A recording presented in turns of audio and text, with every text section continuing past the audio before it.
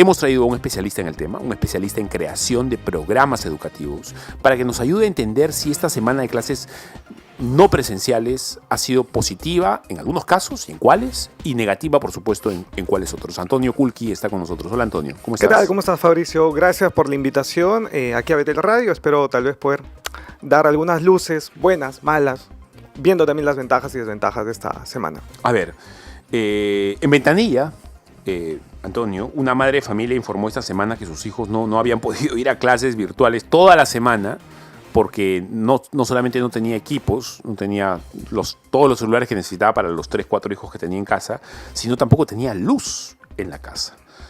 Y eso seguramente es algo que se ha replicado en todos los lugares en donde la situación se ha hecho así, con clases presenciales. ¿Qué es lo primero que tú tendrías que decir sobre esta decisión del Ejecutivo de, durante el desarrollo de APEC, hacer clases así? Bueno, Fabricio, primero que nada yo creo que todo parte desde la planificación, ¿no? Y una de las muestras de cómo el Ministerio de Educación ha estado tomando decisiones ha sido más reactivo, ¿no? Como justo ha sido parte de la dialéctica de muchos opinólogos y también comentaristas sobre este tema.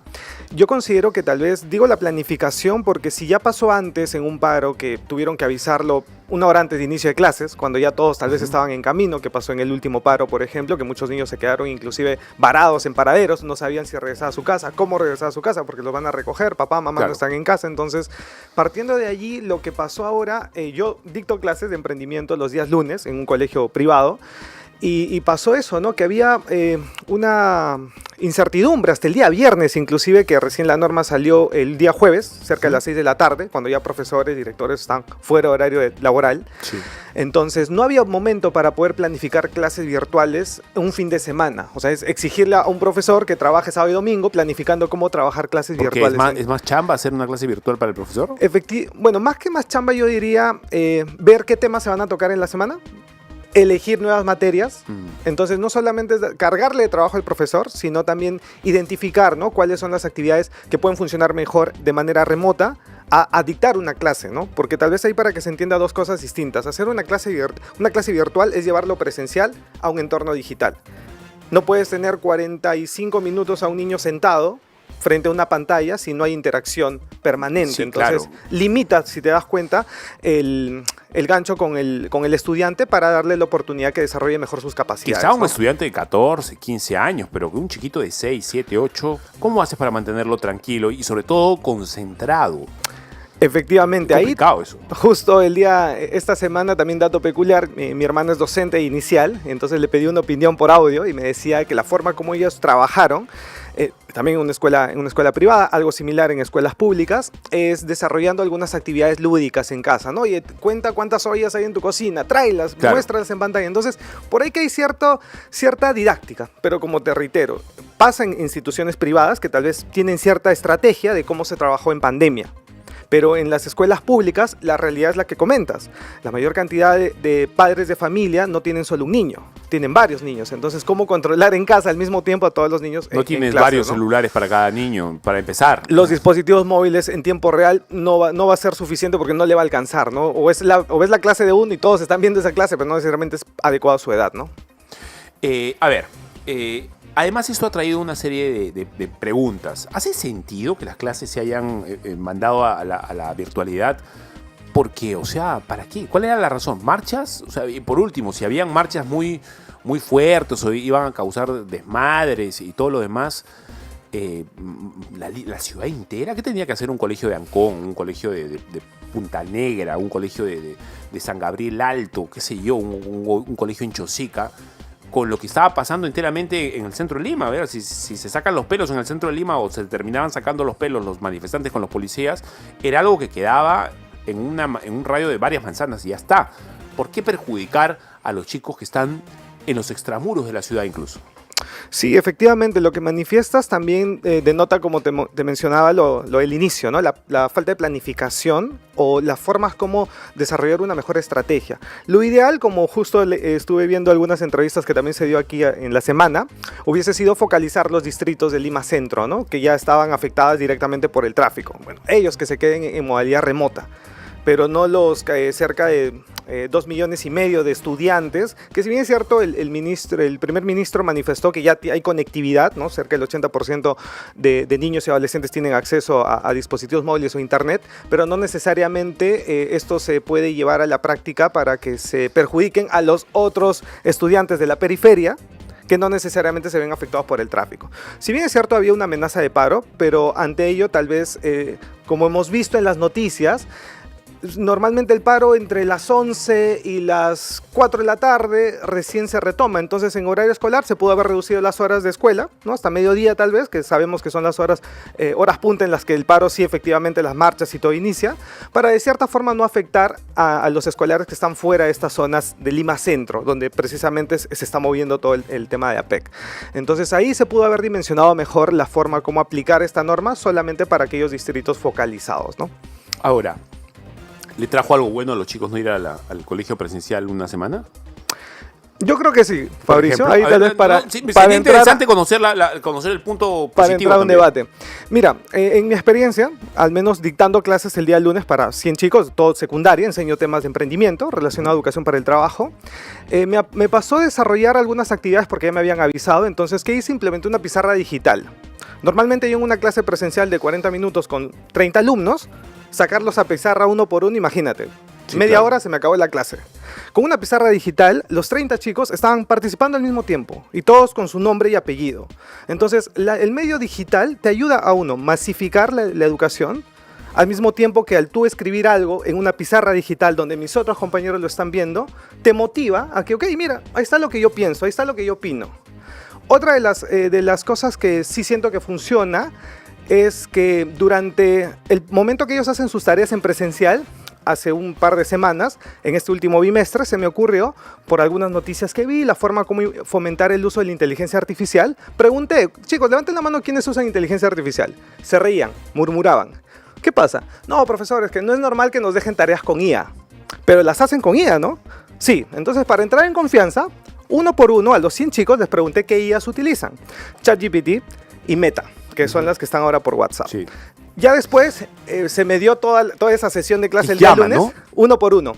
Llama 3, creo que Llama es. 3 también, que está dentro de Meta, o sea, funciona, Claro, es una tecnología claro. que funciona como soporte de Meta porque también ¿Y cómo pertenece se a hace, Facebook. ¿Y cómo se hacen las tareas con IA? A eso quiero llegar. Entonces, solo conocían 2. Pero las limitaciones me decían, profesor, en ChatGPT no lo uso mucho o me creo algunas cuentas porque me dan créditos limitados. Y luego me obligan a pagar suscripción. Haciendo un paréntesis, estudiantes universitarios pagan suscripciones en conjunto. Entre 5 pagan una cuenta de ChatGPT, por ejemplo. Genial. Entonces, ¿qué es lo que hice con estos chicos conociendo esa realidad? Es decir, primero la recomendación es hacer un diagnóstico, cuántos lo usan, cómo lo usan, y les enseñé a utilizar 4 IAs. ¿Qué es más? Tal vez como dato, como tip. ChatGPT tiene respaldo de OpenAI, es una empresa fundada por uno de los ex trabajadores de unos corporativos Y ya me tecnológicos averigüé ayer importantes. bien, ayer me quedé hasta las 3, por eso que estoy así, me caigo, porque me quedé hasta las Ok, 3 de ok. la mañana viendo cosas en YouTube. Mi esposa está de viaje, así que podía quedarme Ah, con el teléfono perfecto. prendido. Ok.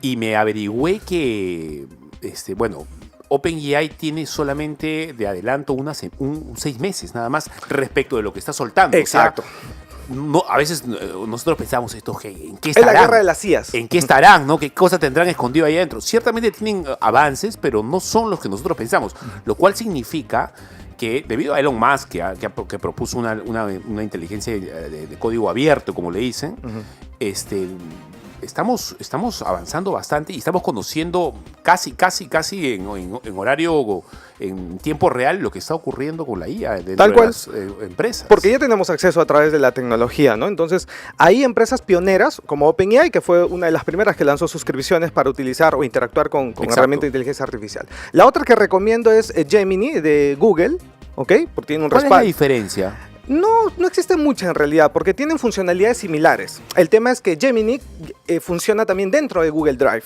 Entonces, esa integración le da un plus diferencial a ChatGPT, que es una cuenta distinta que no te da un servicio de correo, como si Google. En funcionalidades sería Ok. principalmente la diferencia. Luego, la otra que recomiendo es Copilot de Microsoft, que también es otra de las Es iniciativas un poco como similares. un ayudante a la hora que tú haces tus PPT, Copiloto, tus ¿no? Words. Sí, claro. Traducido en español, copiloto, porque te ayuda, es un asistente. Y la otra, Meta, efectivamente, que ya vienen las actualizaciones de WhatsApp. Es más, todos ya tenemos, o creo que interactuamos con Meta si tenemos la última versión de WhatsApp. Sí, claro. Entonces, Antonio, ¿por qué recomiendas estas 4 IAs? Porque tienen el soporte de empresas tecnológicas ya posicionadas en Ya, el mercado. pero ¿cuál es el kit del asunto de hacer una tarea? Supuestamente en la tarea los chicos tienen que investigar por sí mismos, mover un poco las neuronas. ¿Cómo hacer que muevan las neuronas? ¿Cómo hacer que aprendan, que tengan iniciativas, que su creatividad crezca con IA? Perfecto. Me tardé estos 5 minutos en explicarte cada uno y comentártelas al respecto, porque también genera desconfianza utilizar IAs, también se pueden prestar a que uno genere fraude, ¿no? Mira lo que pasó con Interbank hace poco, de tema de ciberseguridad, porque claro. muchas personas lamentablemente interactuamos con sistemas de IA, que son poco confiables. Entonces, esto es cultura digital, y a los niños, adolescentes, hay que enseñarles de esa manera cuáles son las confiables, y sobre eso ya montar una actividad académica. ¿Qué hice con estos chicos el día lunes de la clase? Chicos, como es curso de emprendimiento, pregúntenles a las 4 IAs al mismo tiempo que les dé 3 ideas sobre cómo generar una campaña efectiva de marketing. Obviamente que hay que enseñarles cómo interactuar con la IA, no es como buscar cosas en Google, campaña de marketing, no. Es actúa hay que hacer un prompt. Como un especialista, exacto, un prompt, una instrucción ideal para que la IA te dé mejor resultados. Una orden clara, ¿no? Tal cual, actúa como un especialista de marketing, diseña una estrategia de marketing para vender cupcakes. Entonces los chicos, si te das cuenta, en 10 segundos, utilizando las 4 IAs y pidiéndole 3 ideas a cada una, tenían 12 ideas. La tarea era, tienen 5 minutos para que analicen las 2 ideas, las lean, comprensión lectora, y escriban en la pizarra digital cuál es la campaña que a ustedes les convence, y tienen luego 5 minutos más para que desarrollen su propuesta. Que no necesariamente puede ser una sola, sino de todas pueden construir la propia. Tal cual, lo mismo. Igual puedes hacer en matemáticas, búscame ejercicios de productos notables, en lenguaje y literatura. Entonces, si te das cuenta si se avisaba con tiempo que esa semana no iba a haber clases, los docentes con tiempo también hubiesen creado actividades con IA, por ejemplo, ¿no? Para clases remotas, donde no necesariamente tiene que estar el profesor al mismo tiempo dando feedback, sino el mismo estudiante con la misma IA, haciendo tareas con IA, podría interactuar, ¿no? Y mejorar de esa manera su aprendizaje. Estamos con Antonio Kulki, especialista en creación de programas educativos 11:24, aquí en Hora Punta, en Betel Radio 100.1 FM en Lima. En Lima y en todo el país, en 350 estaciones también. Ok, pero todo esto que me está diciendo está muy bien, pero se puede usar también en clases presenciales perfectamente. Claro, si es que tienen las laptops a la mano, ¿no? Laptops, tablets, o el dispositivo con el que puedan trabajar. Celulares no, tal vez por un tema de seguridad. Imagínate, llevar celulares a las escuelas con los grados de delincuencia y demás que hay, los problemas que eso también pueden ocasionar. Pero al menos yo creo que haciendo una comparación de lo conversado en estos primeros 10 minutos, efectivamente faltó estrategia y planificación, no solamente del lado del Ministerio de Educación, sino para ayudar a los docentes a planificar clases en educación remota con más tiempo, no avisándonos el viernes que todos vamos a ir a tema de remoto en Lima Metropolitana, estamos hablando, ¿no? Y siempre también se dimensiona, muchos alumnos, en total, en Lima está la población entre 0 a 17, 19 años, cerca de 3 millones de niños y adolescentes. De estos 3 millones, solo el 80% tiene acceso a Internet, que son cerca de 2.400.000 personas. Entonces, oye, Antonio, ¿y qué pasa con los cerca de 600.000 que no tienen acceso a Internet, no tienen conectividad? Otra estrategia hubiese sido, qué bueno sería si es que aún siguiera la propuesta Aprendo en Casa. Tú hoy entras, y lo hice antes de venir a la reunión, a la página aprendoencasa.p y ya no existe. O sea, te redirecciona, pero educa, que es una plataforma y ya había sido concebida para capacitación docente. Entonces, para las personas que no lo recuerdan, ¿qué significaba Aprendo en Casa? Aprendo en Casa era un formato educativo de educación remota, que se transmitían programas y se producían programas en estreno o en vivo en algunas ocasiones por redes sociales para chicos de primaria y secundaria, es decir, clases en televisión, radio. En video. Exacto, video, televisión, radio, y también se colgaban luego en plataformas digitales. Eso funcionaba muy bien, porque un chico que no tiene internet tiene un televisor. Y Aprendo en Casa se repetía. Es más, algunos canales se pusieron de acuerdo en pandemia que transmitían, ¿no? Primer grado en segundo en canal 2, segundo grado en canal 4, 7, 8. Entonces los canales de difusión se prestaban para implementar Aprendo en Casa. En China, por ejemplo, pasó eso en pandemia, ¿no? Crearon un canal para cada grado, cosa que cada niño sintonizaba el programa o cuando se está transmitiendo en vivo. Eso hubiese sido también otra buena estrategia si Aprendo en Casa le hubiesen dado continuidad. Lamentablemente ya no se produce nuevos programas de Aprendo en Casa, todo lo que se creó es de pandemia hasta el año pasado, hasta cerca de enero del 2023, que todavía se producía Aprendo en Casa. Sin embargo, yo creo que ahí también nos damos cuenta, ¿no? A veces las políticas públicas se diseñan solo para apagar incendios y no se les da continuidad. Un claro ejemplo de cómo Uruguay lo viene fomentando desde el 2007 es el Plan Ceibal, que es como un Aprendo en Casa, pero ellos, mira, ya lo tenían desde el 2007. Y hasta la fecha ya van casi cerca de 17 años y funciona bien, ¿no? En Colombia también tienes el Ministerio de TICS, que está orientado precisamente a reducir brecha digital. En Chile también esta semana estuve participando de manera remota en el lanzamiento del Día de la Inteligencia Artificial, que lo fomenta el Ministerio de Educación, para ayudar a que los niños y jóvenes presenten ideas y propuestas con el uso de IA, ¿no? Entonces, yo creo que ahí falta más de ese tema, ¿no? Desarrollar políticas públicas desde el problema social, pero con un enfoque masivo.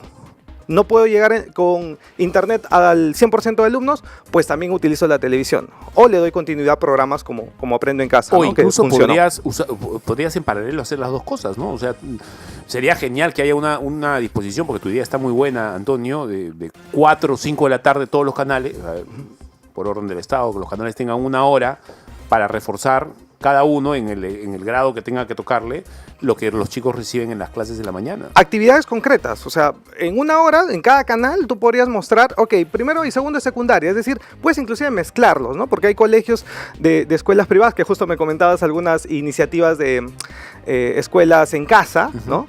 Donde mezclan a los alumnos. Sí. En algunas escuelas tipo, por ejemplo, bueno, sin decir, redes de colegios, hacen eso también para las olimpiadas, lo hacen tal vez para actividades de proyectos, ¿no? Para que se relacionen todas las aulas. En otros países ocurre, en Dinamarca hay una cuestión así también. Finlandia, Singapur, o sea, tienes muchos modelos educativos donde sí funciona. A veces se piensa que, no, pero tal vez no estamos a ese nivel, pero hay que adaptarlo, ¿no? Hay que tropicalizarlo, aterrizarlo en nuestra propuesta, y más allá que sean solo ideas mías, o sea, te lo comento de esta manera, no es que sean ideas mías, me investigo siempre viendo qué tipo de propuestas hay en otros países, qué funciona, qué no funciona, principalmente, como te decía, como estrategia. Oye, Antonio, no podemos tener a todos los canales de televisión con el mismo programa, sí, pero podemos crear varios canales en YouTube para cada grado, ¿no? Entonces, por ahí sería algo interesante la forma como se hubiera planificado mejor.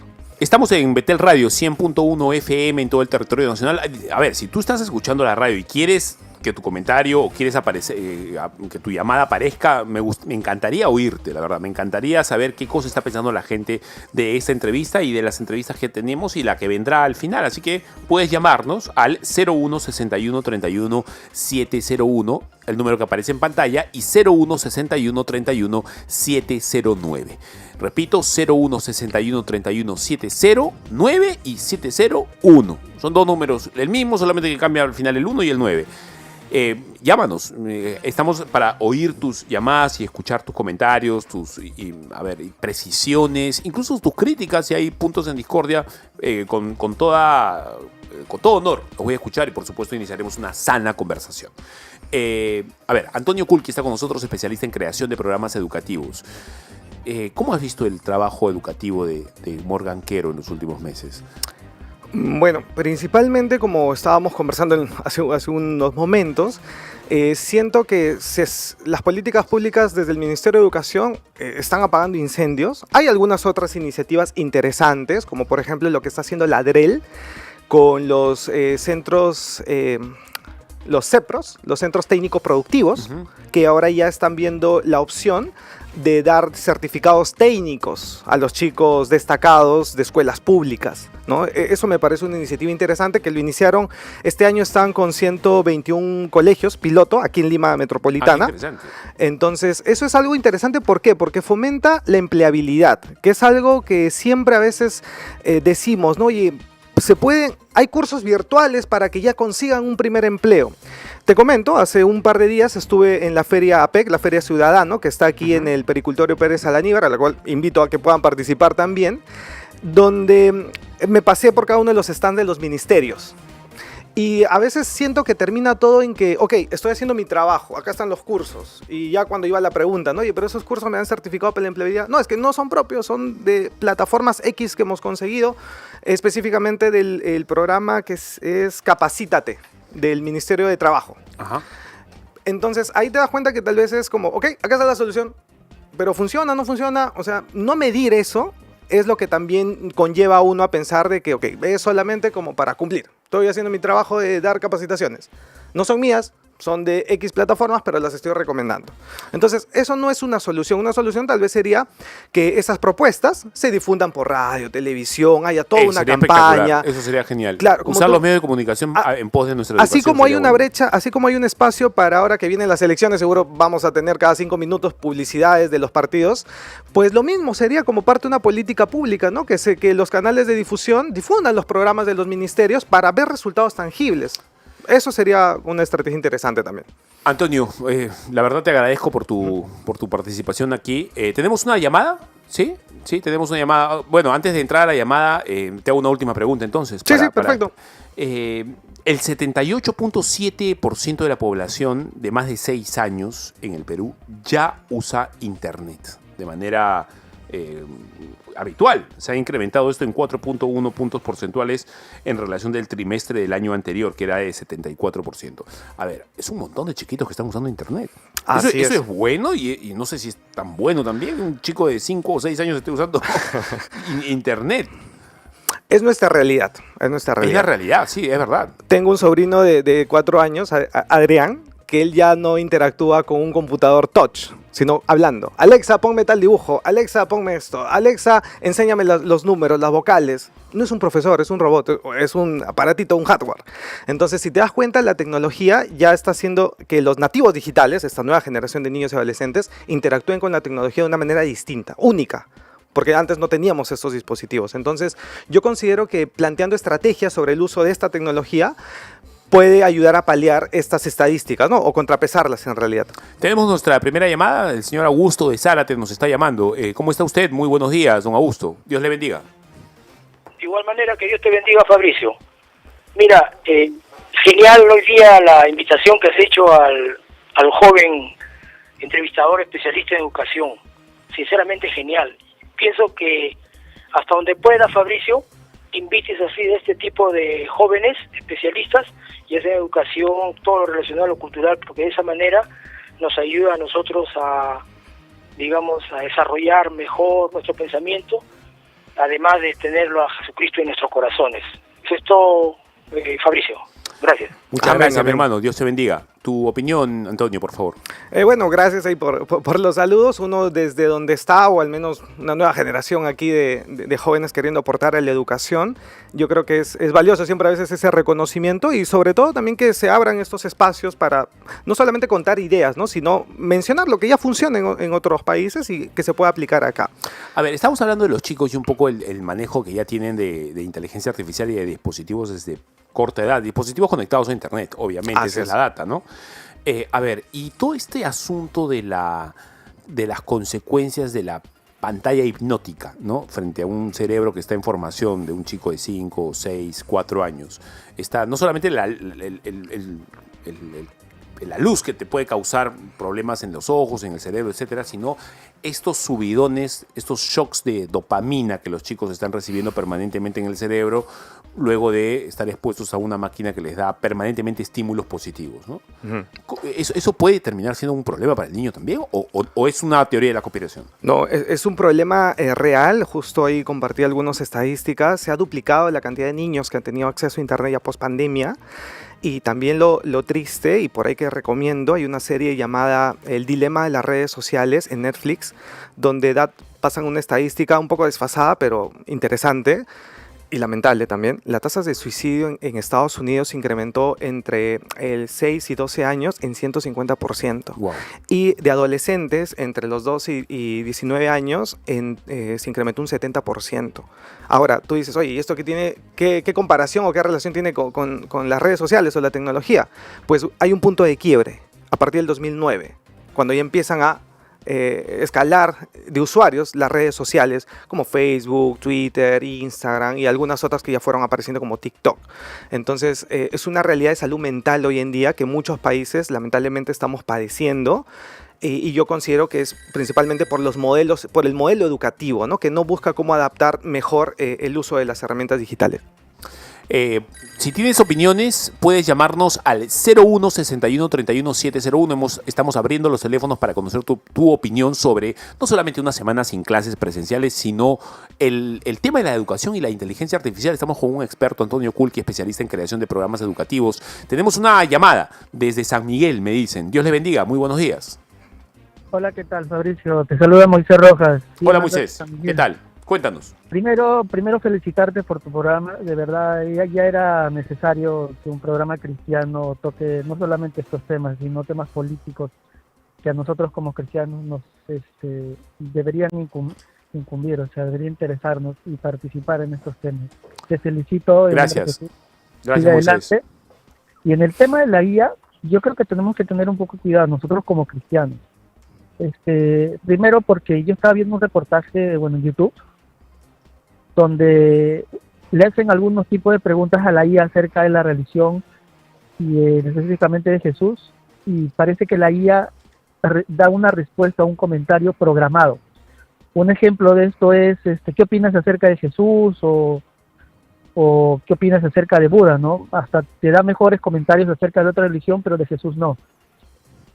O en todo caso, no, si le preguntas algo acerca de la ideología de género, o también vi un video donde le dices a la IA, genera una imagen de una familia negra, ¿no? Y la IA responde de que eso no está permitido. Sí, es medio progre, ¿no? Es medio caviar el ChatGPT. Claro, a veces te sale con algunas cosas de esas. Sí, es verdad. En esa parte tenemos que tener cuidado porque es progre, inclusive hay una IA, no sé si es ChatGPT o creo la de Microsoft, donde despidieron a unas personas que habían programado una respuesta LGTB en su IA.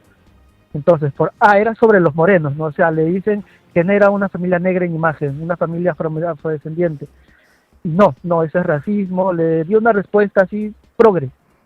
Entonces, como que ahí tenemos que tener un poco de cuidado en la herramienta que le damos a nuestros hijos, porque también el progresismo y todo ese satanismo de la ideología de género está metido ahí también, o sea. Entiendo que claro que sí. Moisés, muchas gracias por tu llamada, por tus precisiones. Tenemos una segunda llamada, por favor, ¿sí? De Esteban Aguirre. ¿Cómo está usted? Buenos días, Dios le bendiga. ¿Cómo está, hermano? Muy buenos días. Buenos días, don Esteban. Cuéntenos, por favor. La verdad que lo felicito por la participación de aquel joven educador que ha dado buena perspectiva. No, y a usted le agradezco por estar pendiente y estar en el programa. ¿Alguna precisión sobre el tema? Sí, sobre la precisión del estancamiento de los niños que estaban participando en educarse por medio del sistema virtual, que no es porque son niños que verdaderamente más se entretienen en la casa y en otras cosas peculiares.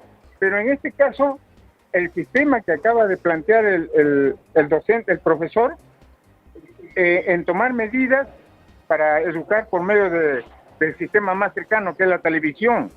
Ya no se educaría un niño, sino varios niños contemplarían esa forma de educarse. Es verdad. ¿No? Pero el otro tiene un celular y hay 4 más que están vacíos, no saben qué hacer y se entretienen. Están aburridos, están haciendo cualquier cosa menos aprender, ¿verdad? Y muy buena el concepto del joven, excelentísimo. Creo, con todo respeto, que ni el ministro está preparado y educado para esta forma de desarrollar normalmente. Así hay este tipo de truncamientos. Muy buena, excelentísimo. Lo felicito en gran manera. Muchas gracias, don Esteban Aguirre. Muy amable, Dios le bendiga. A ver, Antonio, a la gente le interesa el asunto de la educación y ahora con el tema de la IA a la gente le interesa todavía más, porque la IA puede ser el gran enemigo o el gran aliado. ¿Estamos ante una IA progre? ¿Estamos ante una IA programada para responder de manera específica en algunas cosas y de manera diferente en otras? Gracias por la pregunta, Fabricio. Yo me consigo cristiano, ¿no? No pertenezco a ninguna religión. Y siempre a veces los principios que uno plasma, y una de las cosas que empecé a hacer de manera autodidacta era, ok, pero tal vez qué libros leía Dios, qué conocía a Dios, o Jesús, perdón, ¿no? Empecé a buscar con IA el estoicismo, me empezó a salir citas bibliográficas de filosofía. Entonces, mientras la IA sea utilizada tal vez para fomentar principios filosóficos, o sea, no necesariamente alineados a una religión o a un personaje en sí, nos ayudaría mejor, ¿no? Entonces ahí si te das cuenta es romper esas taras sociales o esos paradigmas sociales donde tal vez se pregunta o se piensa de manera un poco, yo diría, orientado hacia un sesgo religioso, político. Funciona, y si bien es cierto lo que dice el comentario, disculpa para hacer una breve reseña, efectivamente hay algunas IAs que censuran respuestas o te dan respuestas preprogramadas. Entonces, te dicen, de ese tema no puedo hablar por respeto, por etcétera. Exacto. Pero cuando le preguntas por Jesús y le dices, no entro en ese tema. Claro, le preguntas por Alá y sí te responde todo. Lo que pasa es que han entrado en algunos problemas legales precisamente con estos grupos religiosos o en Estados Unidos. De hecho, hay un problema ético muy grande. Si bien es cierto, ya hay algunas leyes y normativas en muchos países que se basan de algunas iniciativas de la ONU y de UNESCO, pero aún hay vacíos legales donde no se puede inclusive todavía identificar o hacer esa censura, ¿no? Porque de esa manera tú cuando censuras algo, o en todo caso cuando el Estado empieza a querer censurar plataformas de IA, sí, como claro. Pasa en China, por ejemplo, ¿no?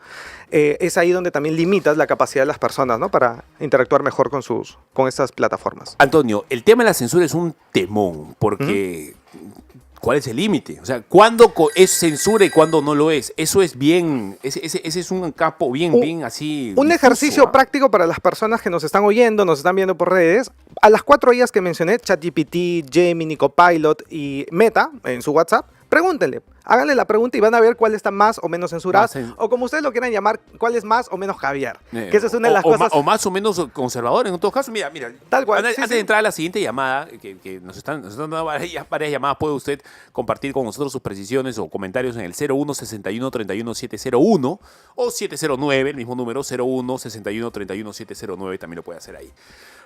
Por ejemplo, Antonio, ¿te acuerdas cuando Elon Musk compró Twitter? Sí.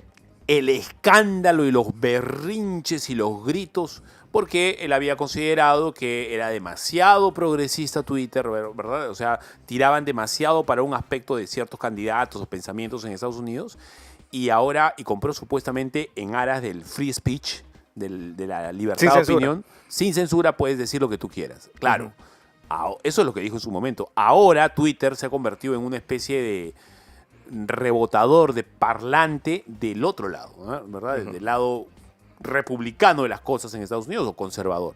Yo soy cristiano, incluso yo soy conservador, pero Twitter supuestamente era libre, free speech, ¿eh? Tenía que ser todos por igual, y eso al final no es lo que ha terminado pasando. ¿Está bien? Para algunas personas sí, está mal, para algunas personas no. La pregunta es, ¿qué define la censura? A ver, ¿qué define que tú puedas o no puedas hablar de algo? Porque a mí me puede parecer fundamental hablar en contra de la ideología de género y en contra del aborto, pero otra persona puede parecerle que no, y si tiene poder me censura y ya está. Es una de las cosas que es lo que se debate, o en todo caso hay la discusión, ¿no? O sea, si te das cuenta ahorita en estos casi últimos 10 minutos que estamos en esta entrevista, me hablas de los Musk, o tenemos que hablar de ellos porque son los que están detrás de estas corporaciones. Son los personajes, pues, no son los jugadores del partido. Pero no es solo él, está también Mark Zuckerberg, está Bill Gates. Está Sam Altman, que lo está haciendo. Larry Page, Salma Khan, también con Khan Academy, también, que es otra plataforma educativa que también están aliados con estas otras iniciativas. Considero que la tecnología ha avanzado a tal punto nivel que ya se ha descontrolado, y precisamente lo que te manifiesto, ¿no? Los vacíos legales. Hoy en día tú creas algo con inteligencia artificial y no puedes ir in the copy a registrarlo como marca o a patentarlo, porque, bueno, todavía no hay una ley. Todo lo que se crea en tema digital, es de autoría digital, pero no es de uno. Pero oye, si yo me maté el tiempo haciendo, sí, pero todavía no hay una ley que diga que lo que tú creas digitalmente es único, ¿no? Entonces, yo creo que hay una tecnología llamada blockchain, que es lo que sí nos va a permitir de acá a unos años, cuando existan también iniciativas legislativas de congresistas que tal vez vean o tomen más en serio lo que están haciendo ya otros países con leyes similares para protección sobre el uso de IA también o su masificación, podemos también seguir mejorando en ese aspecto, ¿no? Tenemos una siguiente llamada desde San Miguel, me dicen. ¿Cómo está usted? Muy buenos días. Dios le bendiga. ¿Qué tal? ¿Aló? Buenos días. Sí, buenos días. Buenos días. Su opinión, por favor. Primeramente felicitarte por tu programa, Fabricio. Gracias. Estamos muy encantados de escucharte y también con tu participante que está al lado. Y la verdad, quisiera hacerte mención, como padre de familia, estoy muy interesado en este tema, como dijeron, la cultura digital, ya que en estos tiempos, pues, cada día se va renovando y quisiera que sigas teniendo estos programas que nos interesa como padre de familia. Muchas gracias. Sí, los vamos a tener. Que sean programas utilitarios, ¿verdad? Útiles para la gente, que no solamente hablar de las malas noticias, que tenemos que hablarlas, porque la idea es también formar opinión entre el pueblo cristiano. Sí, Fabricio, y de un enfoque cristocéntrico, ¿no? Por supuesto, claro que sí. Así es. Poniéndolo al Señor en el centro. Muchas gracias. Dios le bendiga. Dios te bendiga, muchas gracias. Es verdad ese asunto, y es lo que queremos acá, formar una opinión.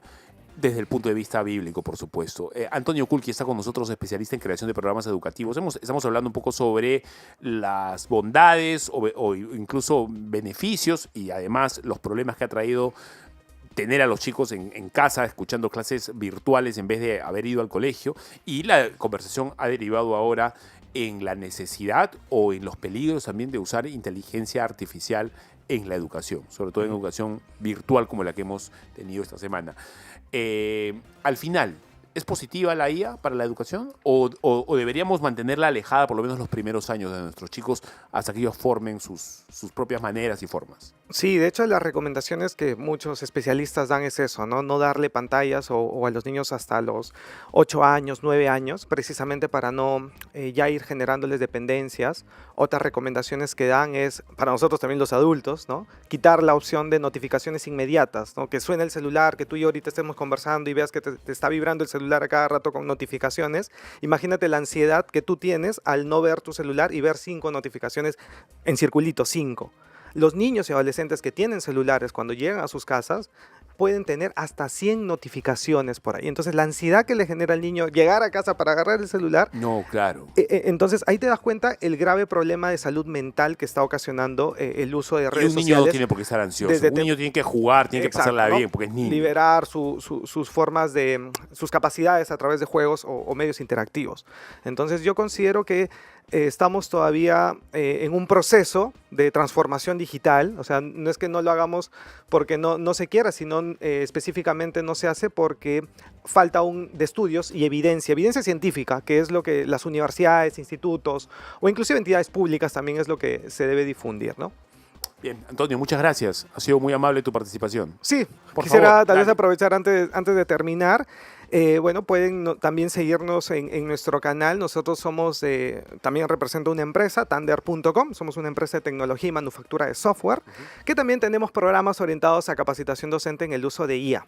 Pueden buscarnos en YouTube como Tander School, Tander con doble N.